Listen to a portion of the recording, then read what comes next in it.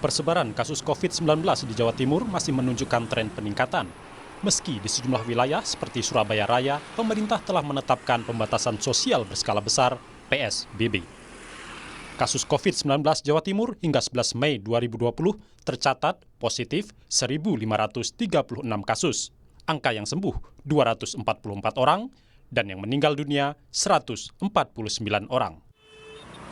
Dalam peta sebaran corona nasional, Jawa Timur kini berada di posisi kedua, menggeser posisi Jawa Barat, sementara kasus COVID-19 terbanyak masih ada di DKI Jakarta.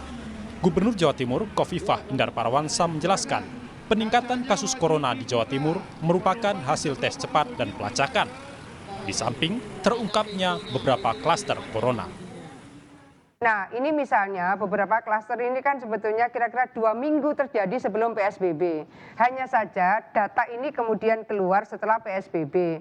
Kami sebetulnya 4 hari yang lalu sudah dapat ini Bu, data-data yang dulu sempat di PCR ini yang positif, kira-kira total nanti Surabaya itu 714. Ini 4 hari yang lalu. Jadi kami sudah ngitung kapan ya 714. Ternyata hari ini kita tembus kalau di Surabaya 741, bukan 714 malah 741. Oke. Nah, saya ingin mengajak kepada kita semua bahwa kita harus bersinergi, sinergi.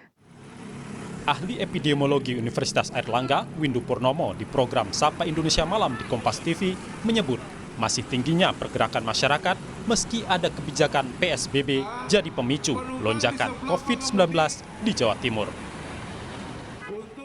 Di daerah Jawa Timur sendiri, bahkan di daerah-daerah yang sudah diberlakukan PSBB, ya katakanlah di Surabaya Raya, pergerakan warga juga masih cukup tinggi. Iya. Makanya karena itu kan dalam evaluasi kemarin, ya jadi saya kebetulan mengikuti evaluasi di gugus tugas Provinsi Jawa Timur, memang pergerakan masih ada meskipun sudah turun, tetapi tidak bebas pergerakan ya. Iya.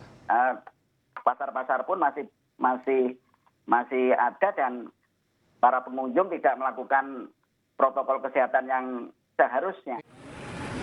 Di Jawa Timur, kota Surabaya masih menjadi wilayah terpapar COVID-19 tertinggi, meski PSBB sudah diterapkan 2 pekan terakhir.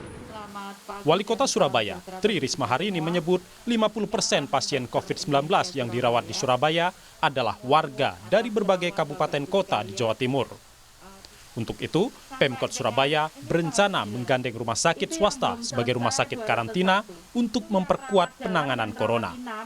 Menghadapi tren peningkatan COVID-19, Pemkot Surabaya sempat kekurangan alat tes COVID-19, baik untuk rapid test maupun reagen untuk swab PCR, alat yang bisa mempercepat deteksi. Itu semakin bagus gitu. Makanya saya nggak peduli bahwa dikatakan ini tinggi, bahwa dikatakan saya nggak peduli. Justru saya harus cari sebanyak mungkin supaya terutama yang kita bisa tracing ya. Maksudnya sebanyak mungkin ya, sampai uangnya kan ini juga uangnya rakyat gitu kan, nggak bisa kemudian saya seenaknya. Jadi yang kita tracing itu kita tes gitu. Masih tingginya kasus corona mendorong pemerintah Provinsi Jawa Timur memperpanjang penerapan PSBB di Surabaya Raya hingga 25 Mei mendatang. PSBB tahap 2, pengawasan akan lebih ketat termasuk penindakan bagi para pelanggar. Tim Liputan, Kompas TV.